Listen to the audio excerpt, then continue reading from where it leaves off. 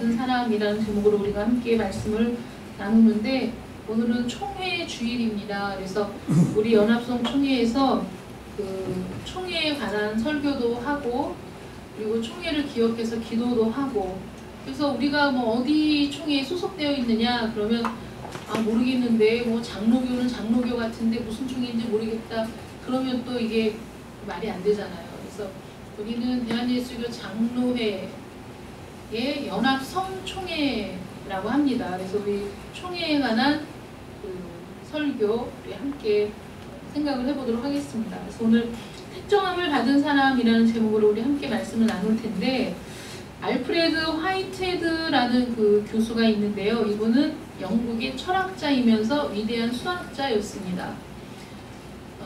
집안은 독실한 기독교 집안이었는데, 공부를 하다 보니까 철학과 수학에 그 깊이 들어가다 보니까 그것들이 너무 의미 있고 너무 대단하고 이렇게 생각이 들었고, 거기에 반해서 기독교 신앙은 사실 별 볼 일 없는 것 같은 생각이 들었습니다. 그래서 그 기독교 신앙은 점점 멀리하게 돼서 나중에는 교회에도 나가지 않게 무신론자처럼 이제 살게 되었고, 그러나 그 학문적인 깊이는 더해 가서 그 굉장히 인정받는 그런 학자가 된 거죠. 그렇게 인생을 살다가 이제 인생의 황혼기에 접어들었는데, 외출을 했다 돌아오는 중에 폭설이 내리면서 이제 불이 나게 집으로 돌아오고 있는데, 어디선가 그 무슨 노랫소리가 들리는 거예요. 그래서 이게 무슨 소린가 하고 그 가까이 가보니까 폭설이 내리면서 눈 구덩이에 그 노 부인이 빠졌는데, 본인의 힘으로는 나올 수 없는 그런 상황 속에서 이분이 찬송을 부르고 있었던 거예요. 그러니까 이 교수가, 알프레드 교수가 이제 이 노부인을 구출을 해 주었더니, 이 노부인이 정말 고맙다고 이렇게 인사를 하면서 이렇게 친절을 베푸시는 거 보니 보나마나 그 믿음의 사람이 분명하군요, 이렇게 얘기를 한 거예요. 주를 믿는 분이 분명하군요.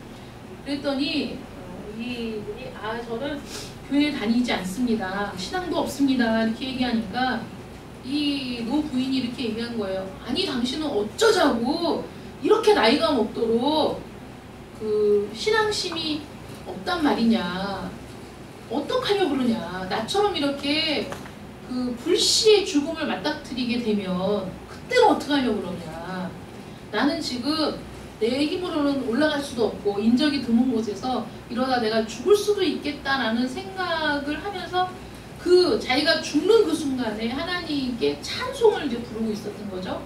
그런데 당신은 이런 상황이 되면 당신은 어떻게 할 거냐, 무엇이 당신을 구해줄 거냐, 이렇게 얘기를 하는데 이 사람이 망치로 머리를 꽉 맞은 것 같은 생각이 드는 거예요. 그래서 그때부터 이제 고민을 한 거죠. 어떻게 저렇게 확신에 찬 말을 할 수 있을까? 어떻게 죽음에 대해서, 구원에 대해서 저토록 확신할 수 있는가? 내가 지금까지 공부하고 연구했던 수학도 철학도 나에게 그 부분에 대해서 분명한 확신을 주지 못하고 있다는 것을 깨닫게 된 거죠. 그래서 그분이 다시 이제 성경으로, 다시 신앙으로, 그래서 다시 교회에 돌아가게 되었다, 이제 그런 얘기가 있습니다.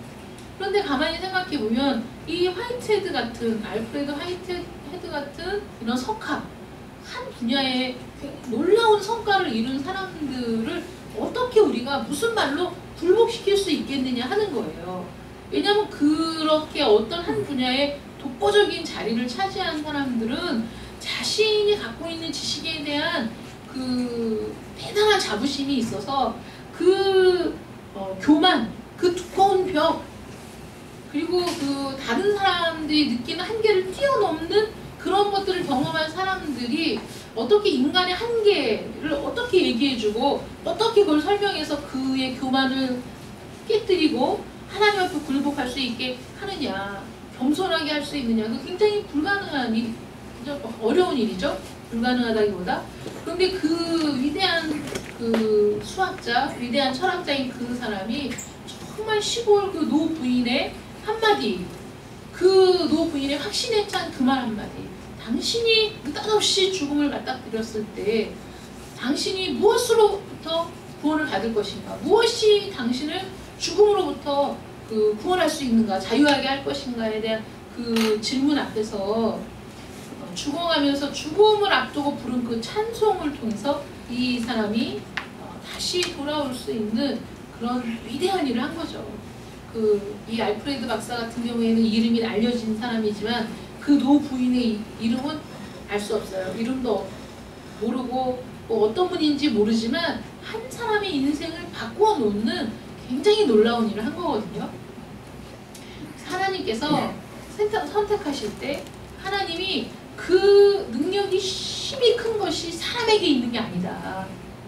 하나님이 그 능력을 가지고 그 사람을 선택하실 때, 그 사람을 부르실 때 하나님이 그 능력으로 부르시고 그 은혜로 부르셔서 그 한 사람이 참으로 놀라운 일을 할 수 있도록 하신다는 거죠. 그래서 하나님의 부르심에는 굉장히 놀라운 은혜가 있는 거예요. 그러면 하나님의 부르심에 어떤 의미가 있는가 우리가 살펴보면 첫 번째는 하나님은 당신 뜻대로 부르시는 거예요. 그러니까 우리가 하나님 저런 사람은 왜 부르셔서 무슨 유익이 있다고 저렇게 오랫동안 신앙생활을 해도 저렇게 변화가 없고 저 사람은 아직도 내가 볼 때는 구원받은 것 같지 않은데 라고 생각되는 사람들이 많이 있죠. 우리가 신앙생활 하다 보면 저 사람은 저래서 마음에 안 들고 저 사람은 이래서 마음에 안 들고 함께 신앙생활을 하면서도 참 내 마음에 드는 사람이 없단 말이에요. 그런데 왜 저 사람을 선택하셨느냐? 이렇게 우리가 말할 수 없어요. 왜냐하면 구원으로 부르실 때 그 부르심은 오직 하나님의 뜻대로 부르시는 거예요. 여러분들은 왜 부르셨나요? 우리에게 무언가 대단한 게 있어서, 우리에게 무언가 놀라운 게 있어서 하나님이 아까워서 우리를 부르셨느냐? 그건 아니라는 거죠. 나를 왜 부르셨느냐? 그건 오직 은혜라고밖에 표현할 수가 없는 거예요. 어떻게 나를 부르셨는가? 이 사도 바울이 11절에 보면 이렇게 얘기해요. 형제들아, 내가 너희에게 알게 하노니 내가 전한 복음은 사람의 뜻을 따라 되는 것이 아니니라. 이는 내가 사람에게서 받은 것도 아니요 배운 것도 아니요 오직 예수 그리스도의 계시로 말미암은 것이라. 그 사도 바울이 얘기하기는 내가 원해서 이 길을 가게 된 것도 아니고 하나님이 나를 선택했기 때문에 내가 이 길을 가게 된 거예요. 사람 때문이 아닙니다. 나 때문도 아닙니다. 오직 하나님 때문에 이렇게 된 거라는 것이죠. 그래서 누가 나를 택했는가? 누가 나를 부르셨는가? 하나님이 나를 부르셨다는 거죠. 거기에 굉장히 큰 의미가 있는 겁니다, 여러분. 우주 만물을 창조하신 전능하신 하나님께서 정말 우리가 이 우주를 생각하면 우리는 먼지와도 같다는 생각이 들잖아요. 이 광활한 우주에 또 우리 이 은하계와 같은 것도 얼마나 더 있을지 우리가 예측할 수 없는 그 은하계 안에 또 이 태양계라는 것도 사실 그 우주에 비하면 굉장히 작은 그 부분인데 그 부분 안에 그 중에서도 정말 그 작은 편에 속하는 이 지구 안에 그 안에 우리 인간이라는 존재는 굉장히 작은 존재인 거예요. 어떻게 보면 정말 먼지와도 같은 존재이고 우리의 죄악된 심성을 보자면 원래만도 못한 그런 존재인데 하나님이 직접 우리를 부르셨다. 우리를 찾아오셨다. 우리를 선택하셨다. 이게 은혜인 줄 믿으시기 바랍니다. 이거 뭐 예측한 일이 아니에요. 하나님이 나를 부르셨어요. 근데 사도 바울이 하나님이 나를 선택하셨다라고 지금 주장하는 건 그 이유가 있어요. 왜냐하면 이 바울은 어떤 사람이냐면 유대교를 지나치게 믿는 사람. 그러니까 유대교에 아주 열심히 있는 사람인 거예요. 그러니까 자기보다 연장자, 자기보다 훨씬 나이가 많고 연륜이 있는 사람들보다도 자기가 더 지나치게 믿었다. 그러니까 더 그 열심이 특심이었다. 그러니까 유대교 입장에서 볼 때는 굉장히 뛰어난 사람이죠. 바울이. 굉장히 뛰어난 사람이고 아까운 인재이고 그리고 바울은 지금도 천재라는 소리를 들을 정도로 굉장히 뛰어난 사람이란 말이죠. 인간적으로 봐도 뛰어난 사람이고 유대교 입장에서 봤을 때도 굉장히 뛰어난 인재였는데 그래서 어떤 사람들보다 열심히 뛰어났기 때문에 예수를 핍박하고 교회를 핍박하는 일에도 열정적으로 한 거죠. 이 사람은. 왜냐하면 그 하나님을 반역하는 무리들, 하나님께 해가 되는 존재라고 생각했기 때문에 저것들이 이 땅에 그 발 붙이고 있는 꼴을 볼 수가 없는 거예요. 그래서 그냥 하나도 남김없이 다 싹 소탕을 할 작정을 하고 그리스도인들을 핍박한 사람이 이 바울이죠. 그러니까 이 바울이 다메섹 도상에서 주님을 만났어요. 그거는 불가항력적인 만남이었습니다. 원하는 게 아니었어요. 살기가 등등해서 그리스도인들을 잡으려고 가고 있는 길, 그 길에서 느닷없이 강렬한 빛이 비추게 되면서 그 눈을 제대로 뜰 수도 없는 상황에서 주님을 만났어요. 누구십니까? 네가 핍박하는 예수다. 여기 말에 그냥 완전히 넘어간 거잖아요. 그러니까 이 바울은 예측할 수 없는 시간에 예측할 수 없는 장소에서 주님을 만났는데 너무나 강력한 은혜를 받고 보니 그 주님을 통해서 이때까지 있었던 모든 일들이 다 자기 안에서 정리가 되면서 아, 이게 그런 의미였구나. 이것이 하나님을 배척하고 하나님을 반대하는 일이 아니라 하나님의 뜻을 이루는 것이었구나. 자기가 이때까지 너무 편견을 가지고 보고 있었고 사실은 그걸 깨버리고 나니까 더 놀라운 하나님의 은혜를 경험하게 된 거예요. 그래서 그 복음이 충만하고 말씀이 충만하고 성경이 충만한 상태에서 자기가 이제는 변화되었다고, 이제는 그 전에 그 사울이 아니라고 얘기하고 싶지만 이 사람이 워낙 영향력 있는 사람이고 워낙 강력한 그 이미지를 줬기 때문에 이제는 양쪽 진영에서 다 공격을 받게 된 거죠. 생각해보세요. 어제까지만 해도 유대교에서 열심히 특심이었던 사람, 정말 최선을 다해서 연장 어떤 사람들보다도 더 지나치게 유대교를 잘 믿는, 그러니까 지나칠 정도로 그 믿음이 뛰어난 그런 사람이 하루아침에 그걸 유대교를 버리고 예수님을 증거하기 시작했다 그러면 이 유대인들, 유대교를 믿는 유대인들이 볼 때는 철천지 원수가 되는 거죠. 그 순간에 배교자가 되는 거고 배신자가 되는 거고. 그러면 또 이 그리스도인들의 입장에서는 어제까지만 해도 살기가 등등해서 그리스도인들을 잡아 가둔 사람이었으니 이 사람을 마음 놓고 환영할 수 없는 상황인 거죠. 정말 믿어도 되는지 만나도 되는지, 이거 저 사람이 저거 쇼하는 거 아닌가? 이래서 우리가 만났다가 이 만난 사람들 다 얼굴 파악해가지고 다 잡아 쳐놓는 거 아닌가? 이런 생각을 하면 어떻게 그 사람을 아무 생각 없이 믿고 만날 수 있겠어요? 그 양쪽 진영에서 고립된 상태, 그 자신의 진심을 사실 믿어주기 힘든 상황인 거죠. 아나니아도 굉장히 반대했지만 하나님의 권고하심, 성령의 권고하심을 따라서 이 사울을 만나게 되는데 정말 그런 역사가 아니고서는 이 사람을 믿어줄 만한 어떤 근거도 없는 거예요. 그러니까 이 사도 바울이 내세울 수 있는 건 자기가 열심히 유대교를 믿었다는 거 얘기해봤자 아무 의미 없고, 내가 주님을 만났다는 얘기도 이 사도 바울은 늘 하고 있지만은, 그러나 그 모든 것에는 뭐가 있다? 하나님의 뜻이 있다. 하나님의 섭리가 있다. 하나님이 나를 부르셨다는 것, 그거 말고는 사실 얘기할 게 없는 거예요. 그러니까 하나님이 나를 부르셨다. 하나님이 나를 선택하셨다. 사실 이거는 우리 모두의 고백이 돼야 되거든요. 아멘. 하나님이 나를 선택하셨다. 그러니까 우리 여성 목회자들도 지금 이 21세기에도 여전히 차별과 편견 아래 있는 상황이잖아요. 그러니까 우리 총회가 지금 33회, 이번에 33회 총회를 하게 되니까 34, 5년 전에 총회를 처음 만들 당시만 해도 여성 목회자는 정말 드물었고, 여성 목회자로 사람들이 이단 아닌가 이렇게 생각을 할 정도로 그런 편견 아래에 있었습니다. 그러니까 지금도 그런데 그때는 더더욱 여성 목회자들을 위한 총회를 만든다는 건 굉장히 어려운 일이었죠.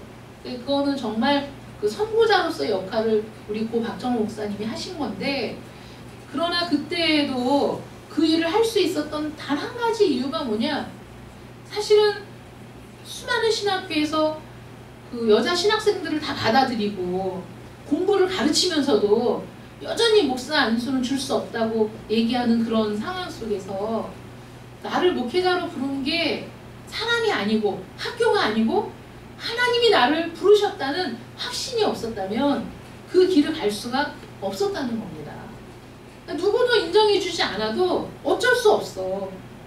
지금 이 시대의 어떤 그 틀이, 이 시대의 어떤 그 도덕적 관념이나 그런 남자와 여자에 대한 관념이 뭐라고 얘기를 하든지 상관없이, 누가 나를 비난해도 어쩔 수 없이 내가 이 길을 가는 것은 하나님이 부르셨기 때문이다, 하나님이 이 사명을 주셨기 때문이다 라는 자기가 거부할 수 없는 강력한 그 이끌림 때문에 순종하지 않으면 안 되도록 하나님이 몰아가시는 그것들을 여러 가지로 체험하면서 결국은 그 가족들의 지지도 받지 못하고 또는 교회의 지지도 받지 못하고 자기가 공부를 했던 학교의 지지도 받지 못하면서도 그 길을 걸어야 했던 수많은 그 여성 목회자들이 있었고, 심지어는 그 목사 안수까지는 꿈도 꿀 수가 없어서 그저 전도사로 일을 하면서 끊임없이 내적 갈등에 그 휩싸여가지고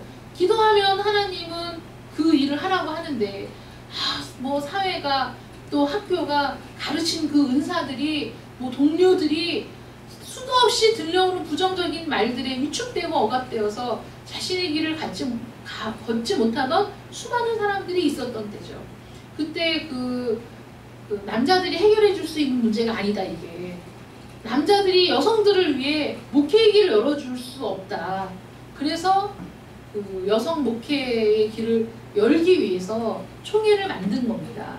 그래서 그 총회가 지금까지 왔어요. 그래서 지금 한참 막 부흥하다가 지금 이제 수도 좀 줄고 규모가 축소되긴 했지만 지금도 여전히 그 여성 목사 안수를 주지 않는 교단이 있습니다. 작년 총회 때도 부결됐어요. 여전히 신학생은 받아요. 여전히 가르치고 있어요. 똑같이 배우고 똑같이 그 길을 걸어도 안수는 절대 줄 수 없다. 그래서 안수를 주지 않습니다. 심지어는 여성에게 목사 안수를 주는 건 사탄의 짓이다, 이러면서 비난하는 그 유튜브 영상도 되게 많습니다. 그리고 그 어디를 가든지 여성 목회자 그러면 그 뭐 하나 눈 아래로 뭐 깔고 본다든가 무시한다든가 이런 일들이 지금도 여전히 있습니다. 그래서 그 다른 곳에 이렇게 가게 되면 그런 불평등과 차별을 경험할 때가 많이 있는 거예요. 또 그 다른 사람들의 그 시선도 물론 그렇죠. 그런 것들을 볼 때마다 정말 내가 이 길을 잘 가고 있는 건가, 이 길이 맞는 건가, 그런 회의가 들고 그 의심이 들 때가 있습니다. 차라리 뭐 그렇지 않아요? 차라리 우리 그 여성 목회자들이 하는 말이, 각자가 자기가 섬기던 교회에서 그 충성할 때는 목사님들이 너무 기뻐하고 좋아했다는 거예요.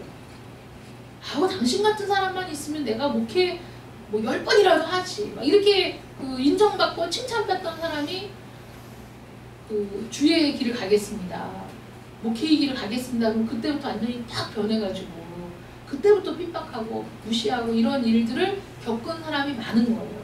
그러면 차라리 내가 그 섬기면서 인정받고 오히려 칭찬 듣고 존경받고 이렇게 사는 게 훨씬 편안한 길이죠.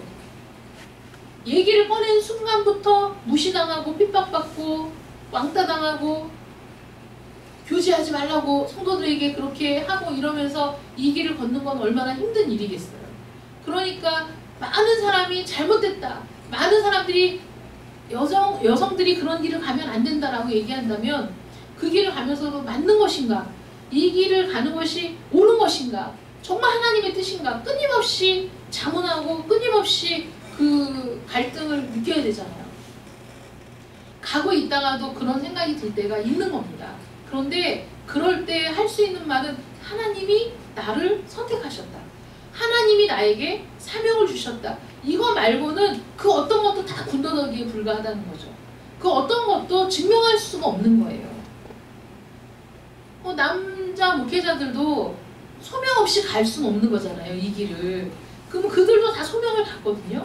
근데 자기들이 받은 소명은 하나님께로부터 온 것이고, 우리가 받은 소명은 그건 잘못된 것이다 라고 얘기한다면 그거는 또 누가 판단할 수 있느냐, 그런 거죠. 그래서 사도 바울처럼 이쪽에서도 배척을 받고 이쪽에서도 배척을 받아서 어느 쪽에도 소속될 수 없는 상황 속에서 사도 바울이 선택한 것은 하나님이 나에게 이런 사명을 주셨다. 하나님이 나를 만나셨다는 거죠.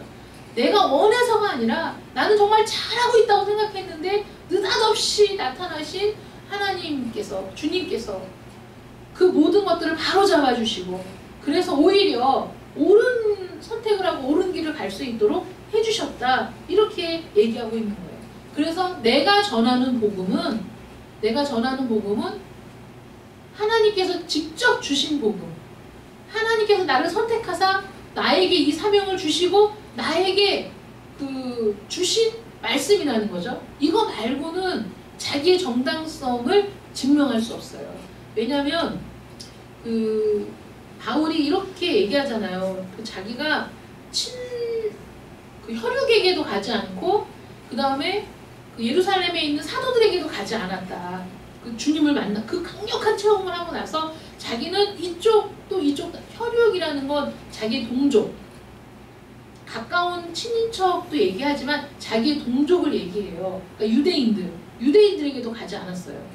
야, 내가 이런 체험을 했는데 하나님의 뜻은 이게 아닌가 봐 라고 그쪽으로 가서 설명하려고 하지 않았고, 그 다음에 내가 이런 은혜를 받았다고 예루살렘에 있는 사도들에게 가지도 않았어요. 사도들은 예수님과 함께 공생의 기간 동안에 함께 했던 그들이 사도예요. 그러니까 이 바울은 사도로 불릴 자격이 사실은 객관적으로 볼 땐 없는 거예요. 그런데도 바울이 복음서를 쓸 때, 서신서를 쓸 때 꼭 주의 종, 사도 바울이라고 항상 얘기하거든요. 그거는 아라비아 광야에 가서 여기도 아니고 여기도 아니고 이쪽 편도 아니고 이쪽 편도 아니고 어차피 양쪽에서 자기는 다 환영받지 못하는 존재가 되었을 때 오히려 주님과 깊은 독대를 통해서 아라비아 광야에서 주님과 교통하며 주님으로부터 그 모든 말씀을 들으며 그 공생의 기간 동안 제자들이 함께 했었던 것처럼 바울도 그 시간 동안에 주님과 함께 하면서 주님으로부터 공급받은 그것들을 가지고 전하고 있다는 거죠. 그러므로 바울이 전하는 그 복음은 예루살렘에 있던 사도들이 전하는 복음과 다르지 않았어요. 사도들이 전한 복음과 바울이 전한 복음은 일치했다는 거죠. 그렇게 그 길을 가기로 한 겁니다. 그러므로 누가 나를 선택했는가? 하나님이 선택하셨다. 이거 굉장히 중요한 고백입니다. 여러분들도 하나님이 선택하신 거예요. 나는 비록 부족하지만, 나는 비록 연약하고 참 별 볼 일 없는 것 같지만 나를 선택하신 분이 하나님이시다. 하나님이 주권적으로 나를 부르셨다. 하나님께서 어떤 과정을 통해서든지 우리는 각자의 삶 속에서 여러 가지 과정을 통해서 나를 부르셨지만, 그러나 지금 이 자리에 있는 것은 오직 하나님의 뜻으로 된 것이다 라고 고백할 수 있는 여러분들 되시기를 축원합니다. 아멘. 주님께서 이렇게 말씀하셨어요. 요한복음 15장 16절에 보면 너희가 나를 택한 것이 아니요 내가 너희를 택하여 세웠나니 이는 너희로 가서 과실을 맺게 하고 또 너희 과실이 항상 있게 하여 내 이름으로 아버지께 무엇을 구하든지 다 받게 하려 함입니다. 과실을 맺는 사람, 구하면 무엇이든지 다 받는 사람으로 우리를 복주시려고 부르셨다는 거죠. 그러므로 내가 먼저가 아니고 내가 알아서 하나님을 믿은 게 아니라 먼저 하나님이 여러분들을 부르셨다, 선택하셨다. 하나님께 선택하셨다는데 우리가 뭐라고 얘기할 수 있겠어요? 저 사람은 할 수 없는 거예요. 내가 보기에 부족하고 연약하고 모자른 사람 같아도 하나님이 부르셨다고 하면 인정해야 되는 겁니다. 하나님이 부르셨구나. 한 형제 자매구나. 그래서 고린도전서 1장 26절에 보면 형제들아 너희를 부르심을 보라. 육체를 따라 지혜 있는 자가 많지 아니하며 능한 자가 많지 아니하며 문벌 좋은 자가 많지 아니하도다. 야, 부르심을 받은 너희들 한번 봐봐. 주변에 너희들 옆을 봐봐. 육체를 따라, 그러니까 이 세상이 보는 관점에 따라 지혜 있는 자가 많지 않다. 능한 자가 많지 않다. 문벌이 좋은 자도 많지 않다.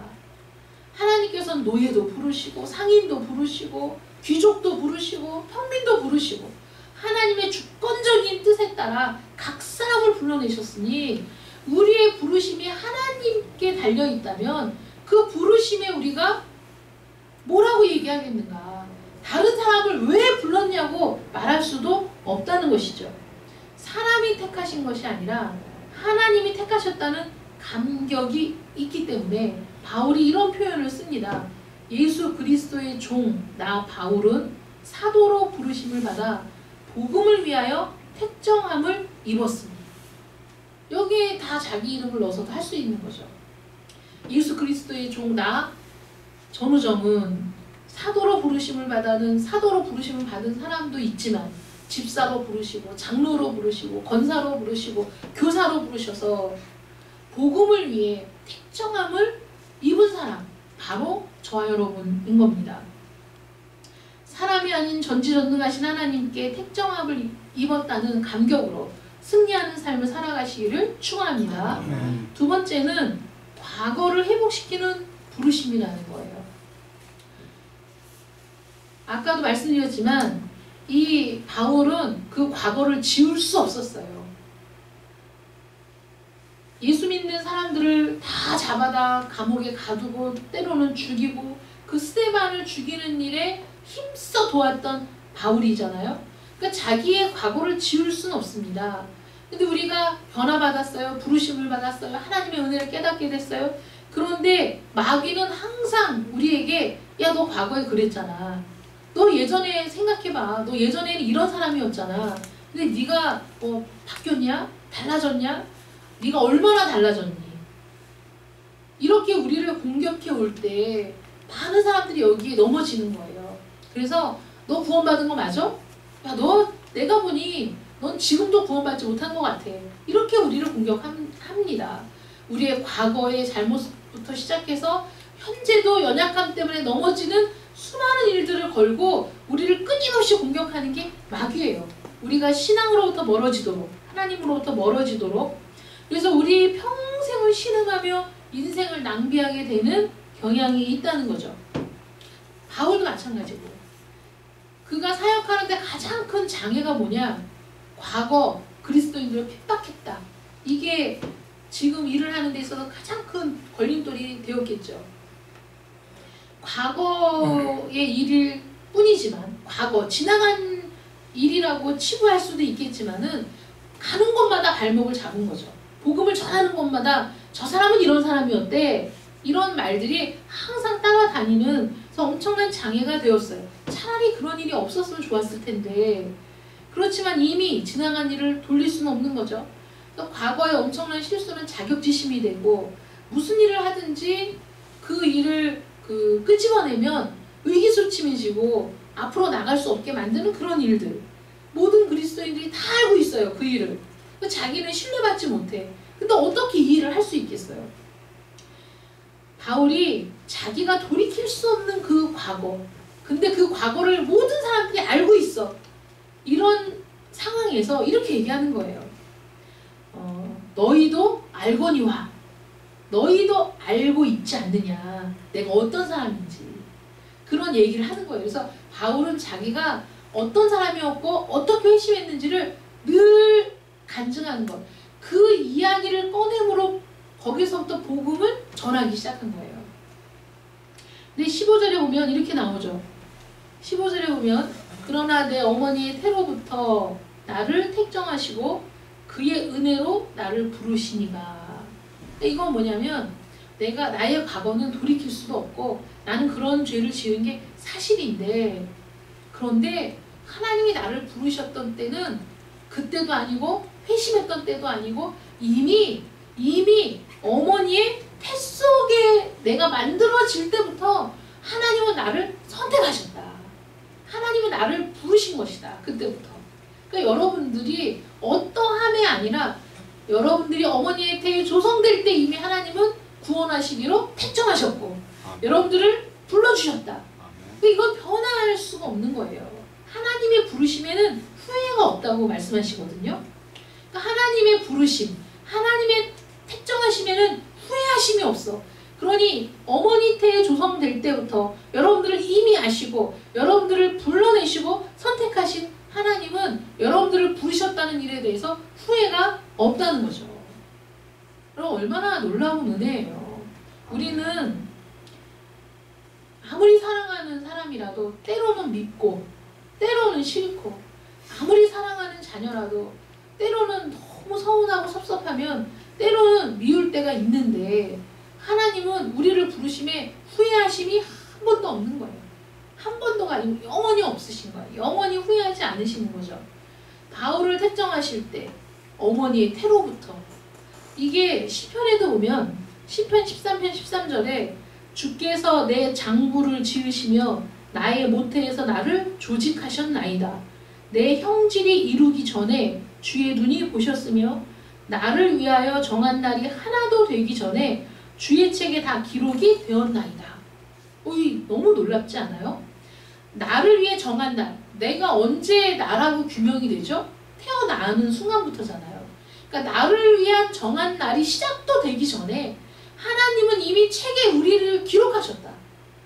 여러분, 이거는 빼도 박도 못하고 내가 도망갈래야 도망갈 수 없는 하나님이 정말 전적으로 은혜로 나를 딱 사로잡아가지고 모태에서부터 나를 붙잡으시고 부르시고 선택하셔서 영원토록 우리가 함께 하시는 하나님의 은혜와 사랑이 여러분들에게 있다는 걸 믿으시기 바랍니다. 정말 놀라운 은혜예요. 그래서 바울처럼 이렇게 실수를 해도 잘못을 해도 그리스도인을 잡아가두고 죽이는 일을 해도 하나님의 부르심에는 후회하심이 없어요. 하나님의 부르심에는 후회가 없고 그 다음에 야 나 이거 잘못했어 취소가 없는 거예요. 우리의 과거가 돌이킬 수 없는 죄악일지라도 그것이 우리가 주님 앞에 나아갈 때 내가 주님은 나를 이미 아셨지만 내가 주님을 인식하고 내가 주님을 이제 비로소 보기 시작하고 내가 주님 앞에 나아가는 그 순간에 나의 이 과거는 하나님의 일에 더 헌신할 수 있는 그런 그 밑거름이 되는 거죠. 그러니까 바울이 자신의 인생에서 지우고 싶었던 그 시간들이 오히려 주의 일을 하는데 헌신하게 하고 겸손하게 하고 인내하게 하는 그런 도구가 되었다는 겁니다. 그러므로 우리 모두 우리 각자 인생에서 지웠으면 좋겠다는 그 실수조차도 하나님은 그것을 선하게 바꾸셔서 하나님의 뜻을 위해 쓰임받을 수 있도록 도우신다는 거. 여러분 우리가 여러 번 이런 말씀 들었잖아요. 본인이 너무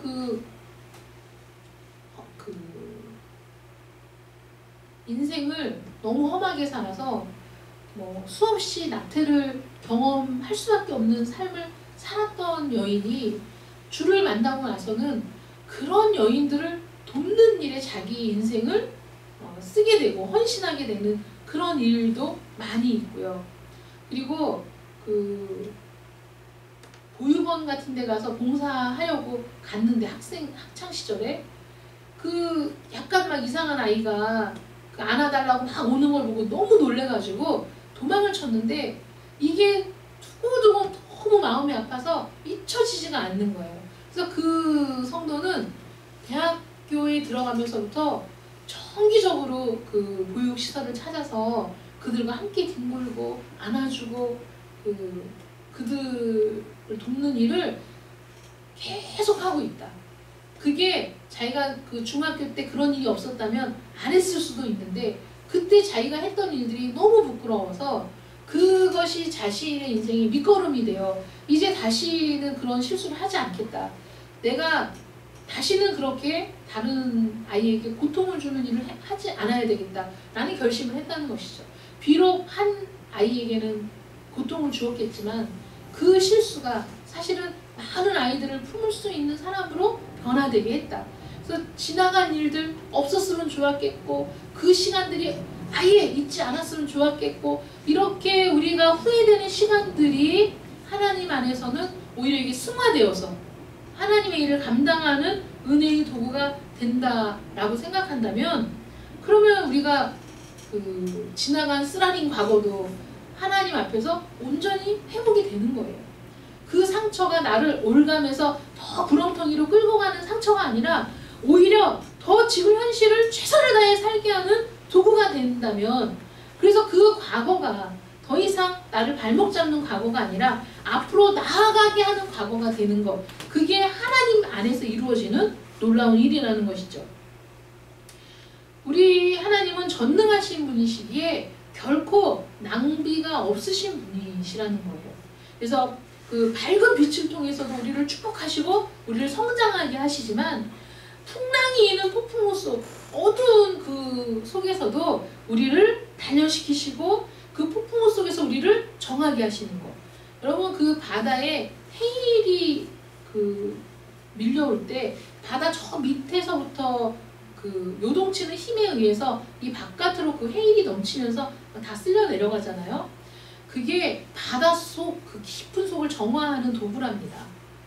한번 확 뒤집으면서 그 밑에 산소도 공급되고 그 바다를 정화시키는 그 작용 때문에 생기는 것이 해일이라고 이렇게 얘기하더라고요.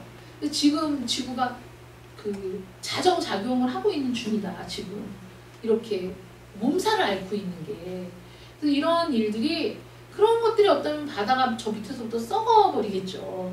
밑바닥은 흐름도 거의 없잖아요.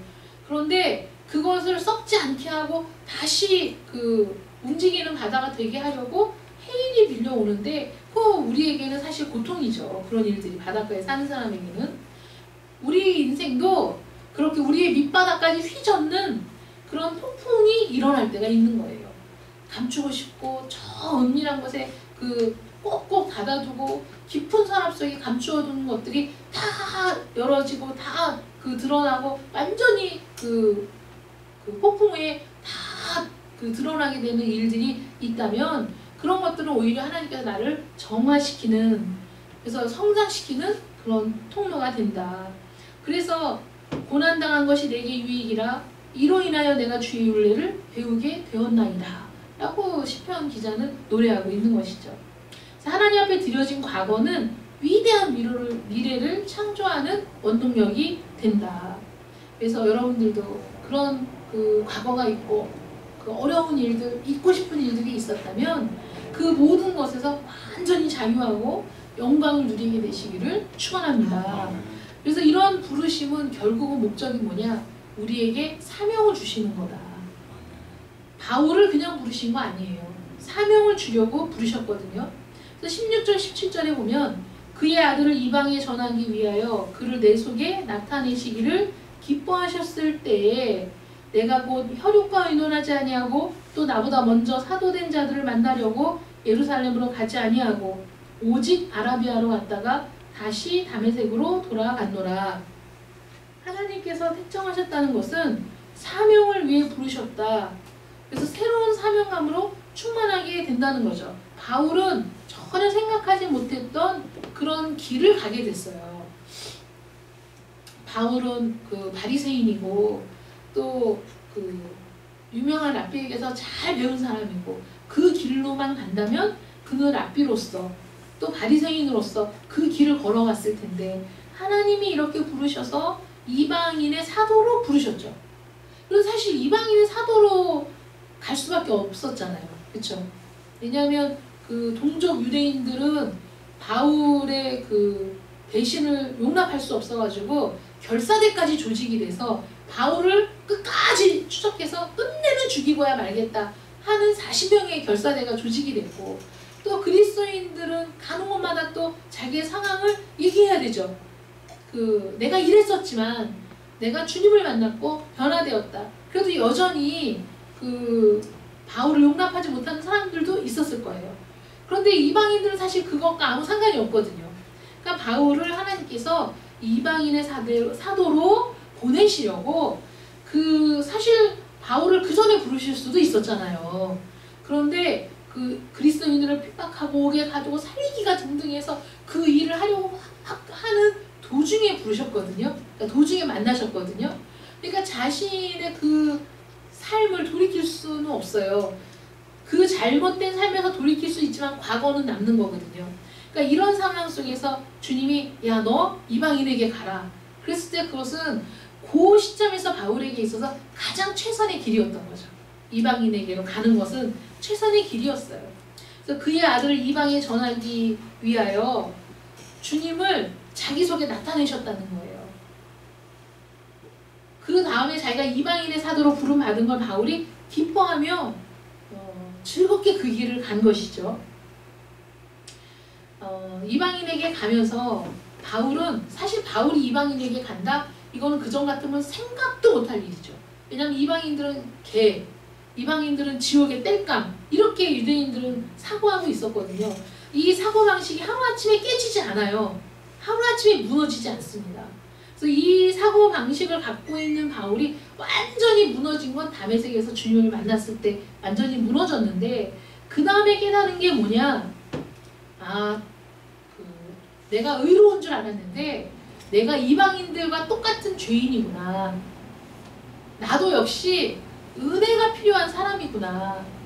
그런 걸 깨닫게 된 거예요. 그래서 이방인들을 진정으로 용납하고 사랑할 수 있는 그리스도의 마음을 갖게 된 거죠. 바울이. 여러분, 이거는 너무너무 놀라운 일이에요. 이거는 정말 인간의 힘으로는 불가능한 일입니다.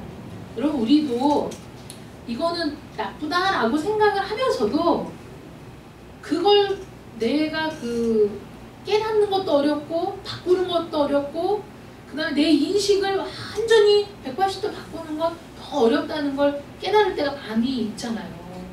그래서 고정관념을 깨는 거는 굉장히 어려운 일이고, 사회적인 관념을 깨는 것도 굉장히 어려운 일이에요. 그거는 거의 막 불가능에 가까워요. 그래서 사회적인 관념으로 몰아갈 때 이방인이라는 것, 그 관념을 깨는 사람, 관념에 도전하는 사람, 그 관념에 맞서는 사람은 이방인처럼 느껴지거든요. 우리가 생각할 때. 그래서 그 한 사람을 잡아 죽이는 게 제일 편한 길이에요. 역사는 그렇게 흘러왔어요, 항상. 그래서 그 역사의 흐름에 반대하거나 그 시대의 도덕적인 관념에 반하거나 어떤 통념에 반하는 사람을 죽이는 걸 선택해온 역사였던 거죠, 지금까지. 그러므로 바울이 자기가 평생을 살아왔던 그 관념, 유대인으로서의 정체성, 하나님과의 관계, 그 모든 것들을 싸그리 무시하고 새로 관계를 정립해 나가는 건 불가능한 일에 가까웠는데, 바울이 그게 된 거예요. 자기의 힘이 아니라 하나님의 큰 능력으로, 하나님의 그 부르심을 확신한 순간, 그리스도를 만난 그 순간에 그의 모든 생각들은 다 부서지는 것. 그래서 새로운 그 지식을 쌓아가는 것, 이게 우리 그리스도인들에게 필요한 거거든요. 그래서 그리스도인은 사실은 이 세상의 통념과 관념을 깨는 사람들이고, 그리고 하나님의 법을 추종하는 사람들이잖아요. 그러니까 우리는 어디에 가든지 튈 수밖에 없고, 우리는 어디에 가든지 이방인일 수밖에 없는 겁니다. 이게 우리나라니까 그렇지가 아니라 우리나라든 다른 나라든 다 마찬가지예요. 심지어는 이스라엘 안에서도 예수님은 튀는 분이셨고 그 통념상 받아들일 수 없는 분이셨거든요. 신적인 능력을 베푸셔도 사람들이 쉽게 받아들이지 못하고 나중에 십자가에 못 박으라고 소리 질렀던 이유는 자기들이 평생 갖고 있던 통념과 맞지 않기 때문인 거예요. 그러니까 버릴 수 있었던 예수님을. 우리는 다 다른 존재예요. 틀린 게 아니라 다른 존재들. 각자 다른 사람들이 모여 살아요. 생각도 다르고 느낌도 다르고 바라보는 관점도 다 다르지만 우리는 예수 안에서 하나를 이룰 수 있을 때 한 공동체, 교회라고 얘기하는 거거든요. 장로님은 오케스트라 해보셨으니까 아시지만, 오케스트라 지휘자가 연주하기 전에, 지휘하기 전에 모든 악기들이 조율을 해야 되잖아요. 튜닝을 해야 되잖아요. 그때 기본적으로 듣는 그 악기가 뭐죠? 제가 알기로는 바이올린 그 소리가 바이올린 소리에 제일 바이올린 소리의 모든 악기의 음을 맞춘다고 제가 알고 있어요. 그래서 모든 악기가 같은 음, 그럼 똑같은 도 음이 다 나야 되잖아요. 레 그럼 다 똑같이 그 음이 맞아야 되잖아요. 이렇게 음을 맞췄어요. 그런데 항상 같은 소리만 내면 그거는 그냥 튜닝만 하는 거지 음악이 될 수 없어요. 다 이제 그 음을 다 맞췄으면 그 다음에 각자 자기의 소리를 내면서 그 화음을 맞추고 연주할 때 음악이 되는 거잖아요. 그러니까 우리도 이 세상을 살아가면서 흑인도 있고 백인도 있고 우리 그 황인도 있고 그 다음에 뭐 그 나라가 다르고 성별이 다르고 그렇지만 우리 각 사람이 각각 다르지만 그러나 하나님이 부르신 그 부르심에 우리가 한 가지 동질성을 가지고 나와 다른 사람을 사랑하고 용납할 수 있어야 된다는 거예요. 그게 우리에게 주신 사명인 거예요. 우리 각 사람에게 주신 사명이고 더 나아가서는 그게 이방인을 향해 가라는 특별한 소명 또는 장애우에게 가라는 특별한 소명 또는 그 다른 나라의 그 선교지로 부름을 받은 특별한 소명 각자 특별한 소명이 있지만 가장 기본적이고 근본적인 소명은 나와 다르지만 부르심이라는 근본적인 동질성을 갖고 있는 하나님의 자녀들이 서로 사랑하고 용납하는 일이 우리 모두가 해야 될 중요한 소명이라는 것을 여러분 기억하시기 바랍니다. 그래서 나와 다르기 때문에 비난하는 것이 아니라 나와 다르지만 사랑할 수 있고 용납할 수 있어야 된다. 그래서 바울의 삶을 통해서 우리가 볼 때 바울만큼 아주 그 뭐라고 해야 되죠? 롤러코스터를 타는 것 같은 극심한 변화의 인생 그런 인생을 우리가 살펴보면서 그럼에도 불구하고 하나님은 그 모든 것들을 그 선하게 사용하셔서 이방인의 사도로서 그가 그 길을 걸어갈 수 있도록 도와주셨다면 오늘날도 우리 각자를 부르신 하나님의 부르심에는 목적이 있고 뜻이 있고 또 우리에게 주신 소명이 있다는 걸 여러분 잊지 마셔서 그 소명을 이루어가는 여러분들 되시기를 축원합니다. 우리 연합성 총회도 이 세상에서는 이방인일 수 있고 다른 사람일 수 있죠. 또 정체성도 달라 보일 수 있지만 그러나 하나님의 부르심이라는 동일한 본질을 갖고 있는 그리스도인이고 또 하나님께 소명을 받은 그 목회자라는 사실이 변함이 없는 겁니다. 그래서 오늘도 최선을 다해 가고 있고 총회가 또 총회에 속한 모든 목회자들이 각자의 자리에서 목회의 일들을 최선을 다해 하고 있습니다. 그러니까 여러분도 그 여성 목회자를 모시고 함께 신앙생활을 하는 여러분들도 세상의 편견과 차별과 그 부당함들을 여러분들이 아시고 이해하시고 그럼에도 불구하고 하나님으로부터 소명을 받아서 이 길을 가고 있다라고 여러분들이 인정하신다면 끝까지 저와 함께 최선을 다해 이 길을 함께 가주시는 여러분들 되시기를 부탁드립니다. 기도하겠습니다. 사랑의 하나님 감사합니다. 나의 무능과 과거의 실수마저도 미래의 새로운 소망을 위한 자료가 될 수 있도록 도우시고 또 우리를 귀하신 은혜로 택정하시며 우리 모두에게 놀라운 소명을 주시고 하나님의 은혜로 승리할 수 있도록 인도하심을 믿고 감사를 드립니다. 하나님께서 우리를 불러주셨으니 그 누구의 인정도 필요치 않습니다. 하나님이 우리를 인정하시고 하나님이 우리를 불러내신 것에 기뻐하고 감사하면서 오늘도 승리로 내일도 승리로 영원토록 주와 함께 승리의 삶을 살아가는 저희들 되게 하여 주시옵소서. 특별히 연합성총회를 기억하시고 하나님의 은혜 가운데 붙들어 주시며 하나님 연합성총회에 속한 모든 목회자들이 정결하고 경건하며 능력 있어 주의 일들을 감당하고 주신 소명을 이루어가는 목회자들이 다 되게 하여 주시옵소서. 예수님의 이름으로 기도드립니다. 아멘.